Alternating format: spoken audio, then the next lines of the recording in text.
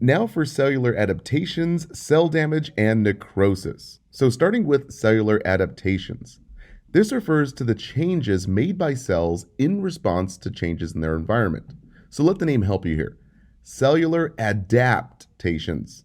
Just think cells adapt and change to their environment. So, for the key terms that you must know for your pathophysiology exams, number one is atrophy. This is described as decrease in the size of cells, tissues, or organs, sort of like wasting away. So, for example, bedridden clients will typically have decline in muscle mass or muscular atrophy from underuse and immobility. So, the memory trick A, just think without, and trophy, think of a big trophy award, so muscles and organs. So, atrophy is without those big muscles or organs. Now, number two is hypertrophy or hypertrophy. We have an enlargement of an organ due to an increase in the size of cells. So, for example, left ventricular hypertrophy or left ventricular hypertrophy in heart failure. We see enlarged heart muscles. Because in heart failure, the heart fails to pump blood forward. And now the left ventricle heart muscle beefs up to try its best to pump more and more blood forward, but ultimately it fails. So the memory trick, hyper, think high amounts, or basically enlarged. And trophy, once again, think big hard trophy award, so muscles and organs. So hypertrophy, we have a lot of extra muscles or organs, basically a beefing up, like a big huge trophy-sized heart. Now, the next key term is hyperplasia, an enlargement of an organ due to increased reproduction rate of its cells. So, a great example here is BPH, benign prostatic hyperplasia, just a big, huge prostate. So, the memory trick hyper, once again, think high amounts. Now, plasia, think of the P here for production. So, hyperplasia, we have high amounts of production, specifically of cells. Now, number four is metaplasia, the change of a cell from one type to another type of cell. Now, a great example of this is changes in the tissue of airways in response to smoking or chronic irritation. So, the memory trick metaplasia, just think metamorphosis, the changing of a cell from one type to another. Now, some other key terms that you should be familiar with here dysplasia. We have healthy cells that undergo abnormal changes, typically indicating a precancerous condition. An example of this would be cervical dysplasia, a precancerous condition in which abnormal cell growth occurs on the surface lining of the cervix, that opening between the uterus and vagina. So the memory trick here, dysplasia, just think dysfunctional production of cells. We have abnormal changes. Now the next one here is huge, neoplasia. Just think new abnormal growth of tissue.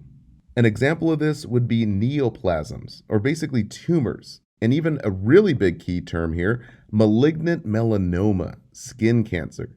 Now, this is a type of skin cancer that is new and unusual growth or change in an existing mole. Any type of words for new, unusual, or a change in an existing mole typically means a melanoma type of cancer. Now, a neoplasm is described as abnormal growth of cells in the body. And again, not all tumors are cancerous, which we cover in the cancer section. So for the memory trick, neoplasia, just think new production of cells, specifically related to tumors. Now, the last key term is homeostasis. This is stability and balancing of biological systems necessary for survival. A great example is stabilizing body temperature, fluid balance, etc. So the memory trick, homeostasis, just think the home is stable or balanced. Basically, your body is balanced. Now, moving on to cellular degeneration, damage, and necrosis. So the first key term is necrosis. Be sure to write this down. This is cell death caused by injury or ischemia, that low oxygen, from the lack of blood flow. A classic example is myocardial infarction, an MI heart attack. So we say in an MI, heart muscles die, and this is because of the lack of oxygen. You see, oxygen-rich blood flow is blocked in the coronary arteries, due to a clot or spasm resulting in tissue death. And this is a myocardial infarction. So the memory trick, think of the double N's here. N for necrosis or necrotic tissue, N for not living tissue, basically dead tissue. Now, the main necrosis types that you should be familiar with for your pathophysiology exams, I'd be sure to write this part down. Number one is liquefaction necrosis. This is where the softening of necrotic tissue that transforms into a paste-like mush or watery debris. For example, an abscess, which is a pus-filled collection of fluid. Next is coagulative necrosis, cell death typically caused by ischemia or infarction. Now, we just covered the example, a heart attack, or that MI, myocardial infarction. Remember, MI, heart muscle, dies from that lack of oxygen. Fancy words for ischemia. Now, the last key term here is caseous necrosis. We see cell death in which tissues maintain a cheese-like appearance. Ew. Now, this is necrosis that is surrounded by granulomatous inflammatory process. So a great example here is TB, tuberculosis, that lung infection, where we see granulomas that surround the infection to sort of trap it in. Now, moving on to gangrene. This is tissue death caused by an infection or lack of blood flow. An example is diabetic feet and toes, where high sugar in the blood sort of turns the blood to mud, that thick, syrupy blood from all that high sugar, making the blood flow down to the feet very difficult, reducing oxygenation, and long-term blood circulation problems, and a high risk for infection from minor cuts on the skin, as that sugary blood attracts bacteria to settle into the cracks and opening in the skin. And this is why gangrene requires urgent care or the limb will likely be cut off, basically amputated. Lastly, we have apoptosis, which is normally programmed cell death, cellular suicide as some call it, which occurs as a part of normal growth and development. It is very different than necrosis, in which cells die due to injury. So apoptosis is an orderly process that some refer to as garbage collection by the immune cells.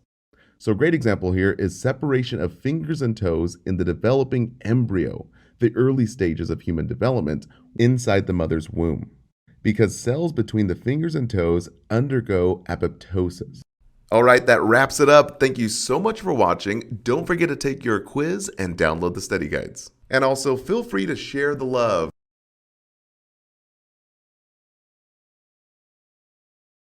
Now for congenital disorders and chromosomal defects. Let's review some key terms that show up on pathophysiology exams.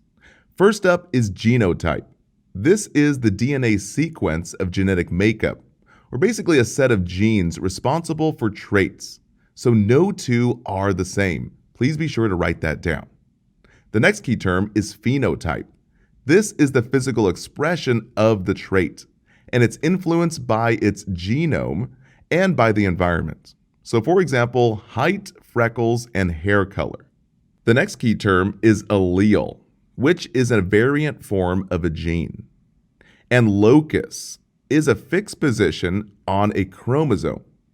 And lastly is a carrier, so someone who has an inheritant or recessive allele for a genetic trait or mutation. Now let's show some great examples of these key terms for patterns of inheritance or congenital disorders.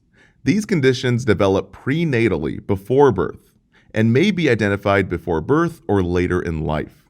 So the first big key term is autosomal dominant, a single gene, a disorder that is passed from parents to offspring, basically parents to children, by having only one abnormal allele copy. So be sure to write this down. Inheritance of only one allele to cause the disorder. Only one abnormal gene from one parent means that the child will get the disease. So the memory trick, think one dominant for one prominent abnormal allele gene. So for examples of this, number one is familial hypercholesterolemia. Fancy words for high cholesterol that runs in the family. Another example is adult PKD, polycystic kidney disease. Basically, cysts all over the body, especially in the kidneys. Now, the last two that you should write down and know for exams.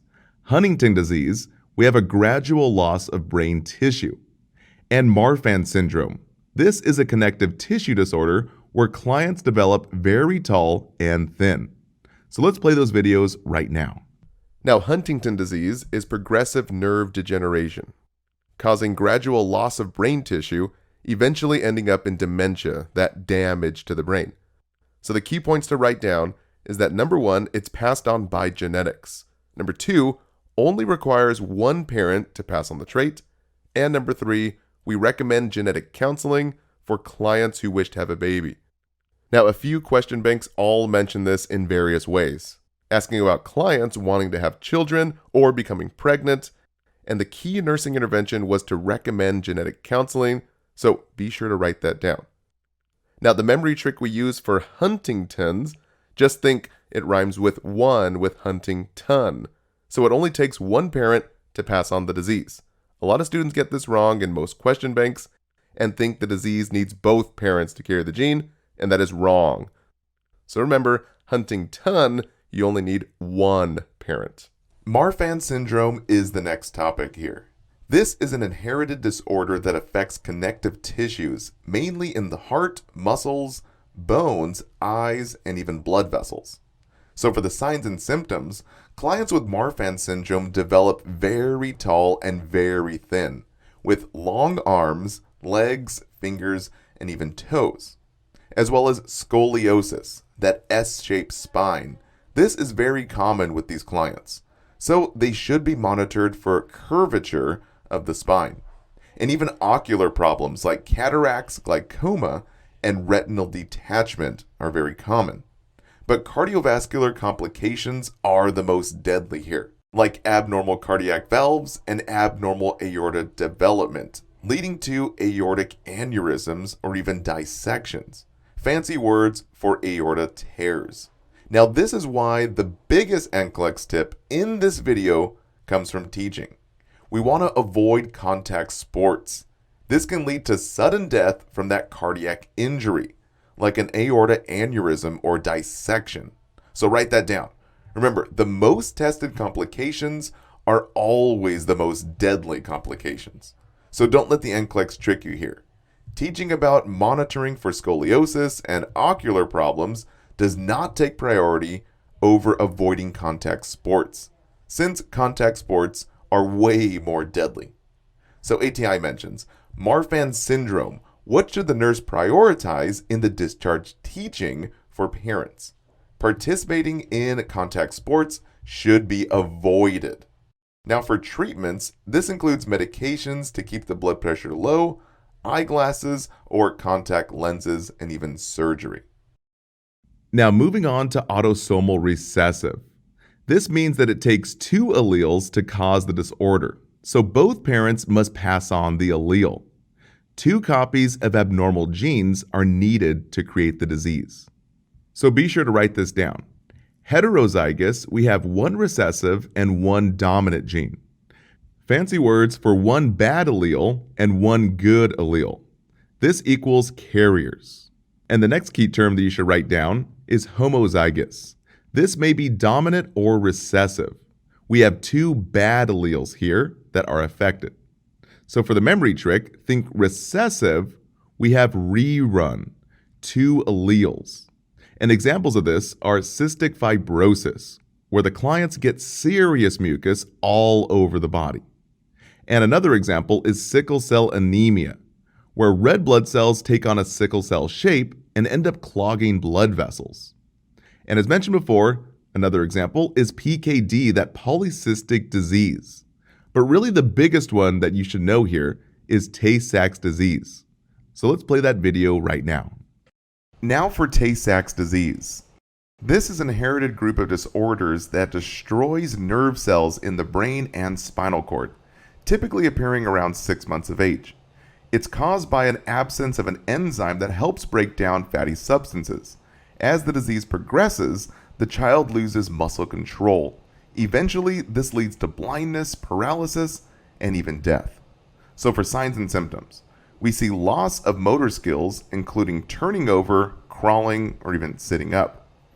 We see seizures, as well as vision and hearing loss, and cherry red spots in the eye. So for diagnostics, blood tests are checked to see the level of an enzyme called hexosaminidase in the child's blood. These levels will be low or absent in a child with Tay-Sachs disease. Now for treatments, respiratory care is huge. These kids have high risk for lung infections. And feeding tubes are also used due to the trouble of swallowing, with a huge risk for aspiration, breathing in that food or liquid into the lungs. And lastly, physical therapy can also be used. Now, the next big category is X-linked recessive disorders. This is where the allele is carried on the X chromosome. So for males who have XY chromosomes, this is passed on from mother to son on this X chromosome. As you know, females have two X's in terms of chromosomes. So males with the bad X chromosome are affected. And in females, both X chromosomes must be bad. So examples of this is Duchenne's muscular dystrophy, a genetic disorder that affects muscle fibers, and hemophilia A, which is issues with blood clotting. So clients can bleed to death from even a small paper cut. So let's cover those key points right now. Muscular dystrophy is the next topic. This is a genetic disorder that causes muscle weakness due to the replacement of muscle fibers with connective tissue. Technically, it's due to the change of DNA sequencing, resulting in a low production of the protein dystrophin, which is needed for muscle stabilization. Now, this condition mostly affects boys between the ages of 2 and 5 years old. MD is a progressive disease, meaning there is more and more muscle weakness that begins in the lower extremities, and over time, more and more muscle cells die, turning into fat and scarred tissues.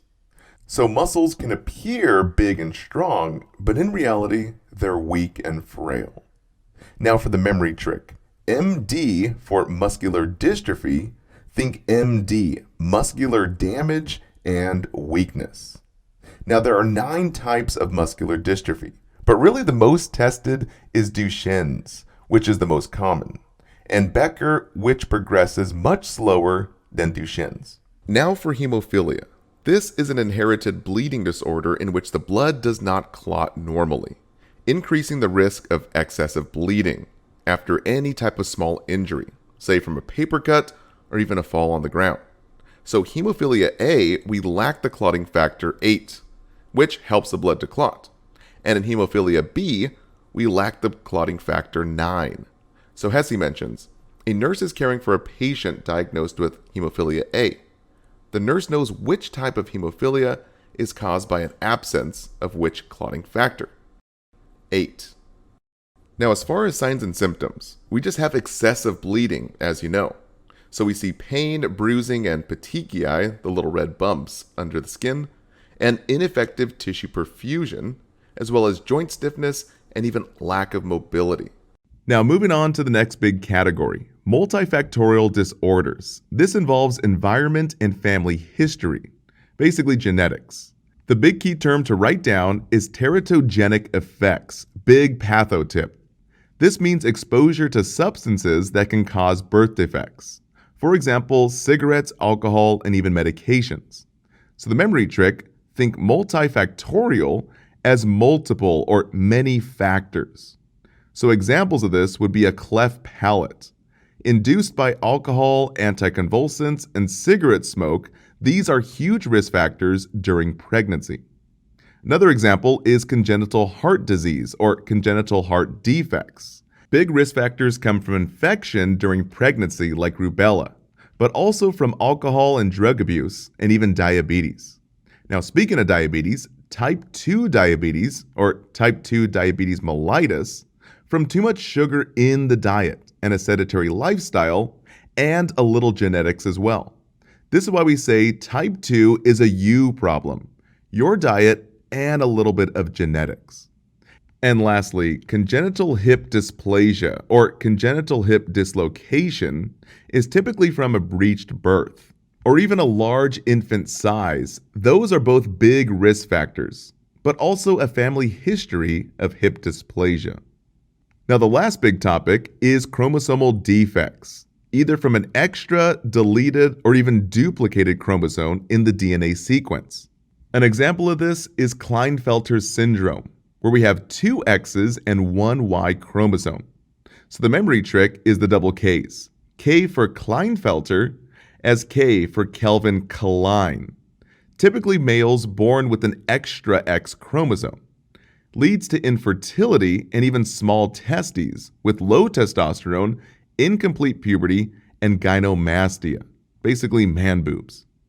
An XY chromosome is normal in men. Now they have two X's and one Y. So this condition is sometimes called the double X and one Y syndrome. So XXY chromosomes, typically clients don't know they have it until they try to have children and are infertile.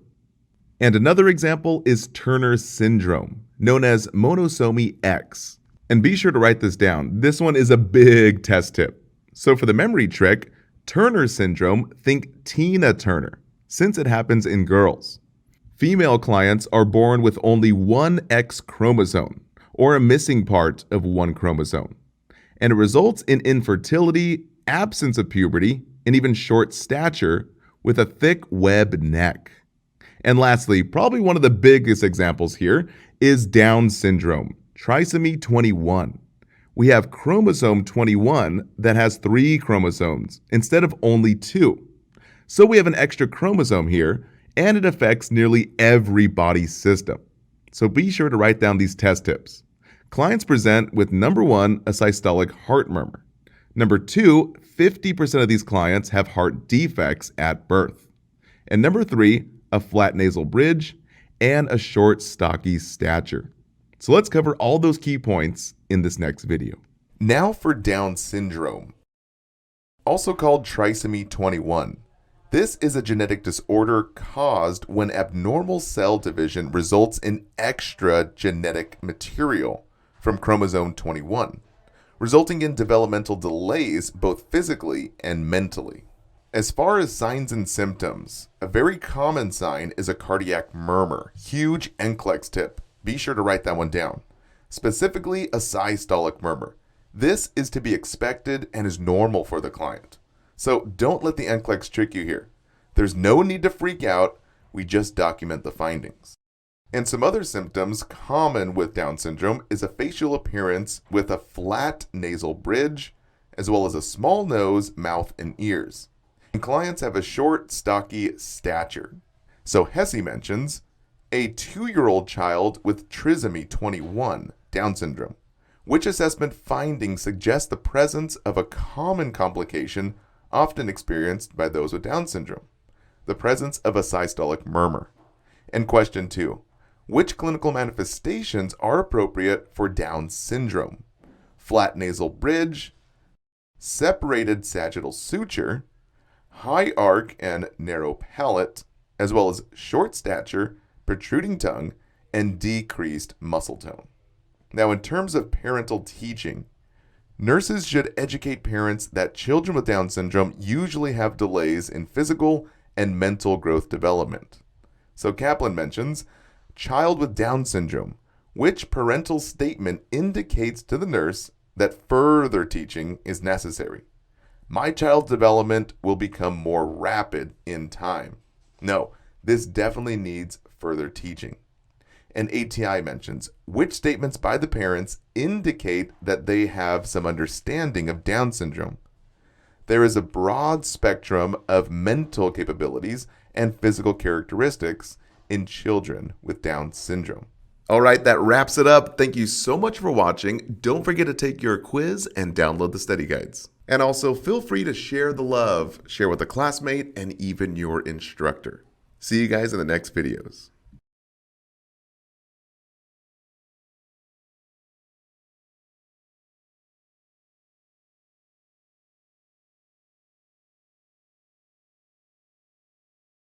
Now moving on to the practice questions for cellular adaptations. So question number 1. The nurse is assessing a client who reports a history of an enlarged heart following a heart attack. This is an example of which type of cellular adaptation. So go ahead and pause the screen and try your best to break this question down in about 60 seconds. All right, so let's break this question down. So always look at the key terms before looking at the options here. So the big key term is an enlarged heart. So the memory trick, hyper means high amounts or enlarged. Trophy, just think of that big, hard trophy award. So that big, hard trophy-sized heart muscle or organ. So hypertrophy is a lot of extra muscle or organ that is beefed up, kind of like a big, huge trophy-sized heart. Now we'll look at the options here. So option A, dysplasia. No, this is incorrect. So let the name help you. For dysplasia, the memory trick is a dysfunctional production of cells. We have abnormal changes, and it doesn't indicate an enlargement here. Now B, hypertrophy. Yes, this is correct. So see the name. Hyper, just think high or enlarged amounts. And trophy, again, think of that big, huge trophy-sized heart muscle. Now C, metaplasia. This is incorrect. This is actually a change in the cell. So once again, the memory trick, metaplasia, think metamorphosis, a change. Now D, atrophy. No, incorrect. Because remember, A means without. So trophy is like that bigger, oversized muscle or organ. So this means without enlargement. Now moving on to question 2. Malignant melanoma is an example of which type of cellular adaptation? So once again, pause the screen. You have 60 seconds. Okay, let's break it down. So always let the name help you here. Malignant melanoma. Anytime you see the word malignant, you must think serious cancer. So the memory trick, neoplasia, we have new production of cells, basically tumors. So looking at the options now. A, hypertrophy. No, remember, again, hyper means high amounts or enlarged tissue. So hypertrophy is commonly seen in heart failure clients with that big trophy-sized heart tissue, that beefing up of the left ventricle. Now B, hyperplasia. Now this is very close, but it's incorrect. So remember, hyper means a lot, and plasia, think production. So this is typical of BPH, that big prostate that is benign. Now, C is neoplasia. Yes, this is the most correct. So remember, new production of cells like tumors and malignant melanoma. Now, D, atrophy. Again, this is incorrect from the previous question. So remember, A means without, and trophy means that oversized big muscle or organ. So atrophy means without enlargement. Now, lastly, question 3. The nurse is discussing cellular adaptations with a new graduate, which would be considered an example of cellular atrophy. There it is. Okay, pause the screen and try your best to break this question down. Okay, once again, use the keywords and let the names help you here. So before looking at the options, always think of the memory trick for atrophy. So A, think without. Trophy is that big trophy award, or basically that big oversized muscle or organ. So atrophy or atrophy, without that big muscle or organ. We commonly see a wasting away of muscle mass and a decline in that muscle tissue, especially with bedridden clients from those underused muscles. So option A, a decline in muscle mass due to prolonged immobility. Yes, this is the most correct. Just let the key terms help you here. Decline in muscle tissue or muscle mass from prolonged, key term, immobility. Basically, a bedridden client. Now, option B is incorrect. An increase in adipose tissue due to overeating. No, this is just adding fat or basically fatty tissue to the body. Like how we do in nursing school from all the excellent diet options, right? With the fast food and high stress. This does not describe atrophy, that wasting away. Now, C, a change in the shape or size of the mole. No, this is incorrect because this is likely indicating neoplasia, that new production of cells like in a tumor. And lastly, D, an increase in the number of cells within the prostate. Again, this is incorrect. This typically is referring to hyperplasia, that high production of new cells like in BPH, benign prostatic hyperplasia. Basically, that big prostate. All right, that wraps it up. Thank you so much for watching. Don't forget to take your quiz and download the study guides. And also feel free to share the love, share with a classmate, and even your instructor. See you guys in the next videos.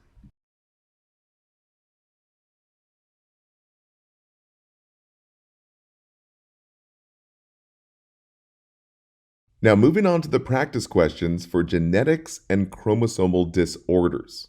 So, question number 1. A 15-year-old female is seen at the clinic for puberty delays. She has a short stature and thick, webbed neck.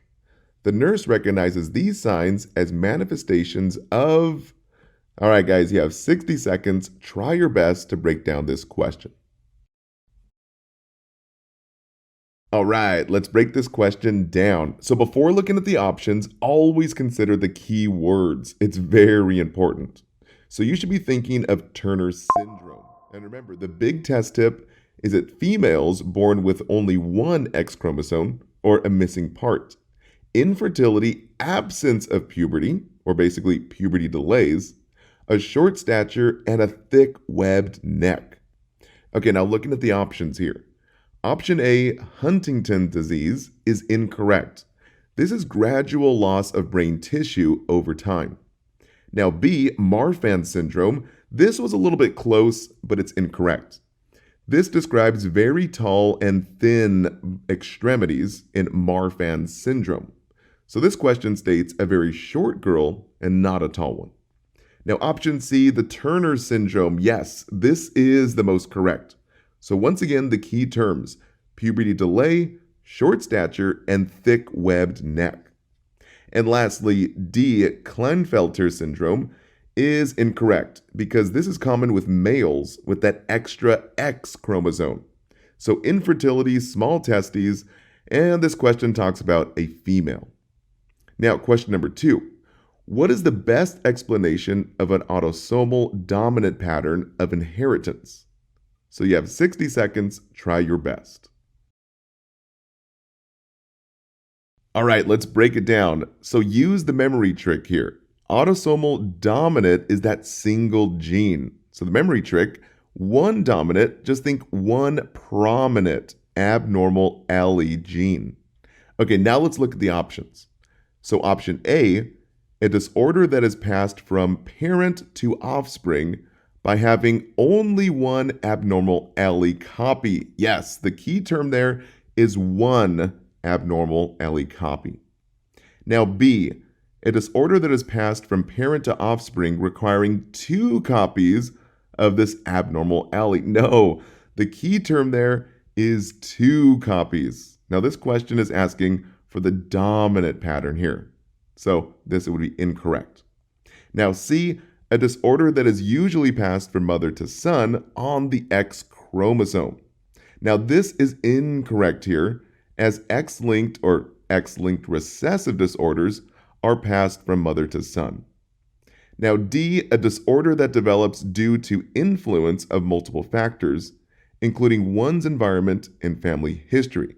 So no, this is incorrect, as it describes a multifactorial disorder, or a multi-factor disorder, where we have many factors influencing the gene in this multi-factor. All right, that wraps it up. Thank you so much for watching. Don't forget to take your quiz.